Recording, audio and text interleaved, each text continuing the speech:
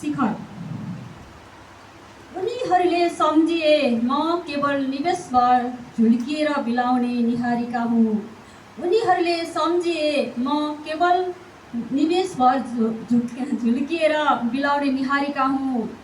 संवेदनाको निश्चल तिर्खामा मैले जसलाई आफ्नो अम्बर ठाने, उनीहरूले त मेरो गम्भीरता मापन गर्ने ऋण मात्र रहेछन्।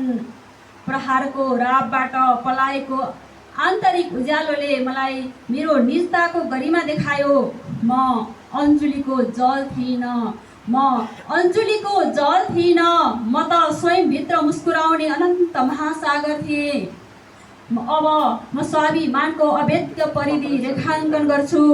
जब याचना र आसक्तिको घुम्टो नै पग्लेर विलीन भयो, तब ती स्वार्थी छायाहरू स्वयं निस्तेज भए।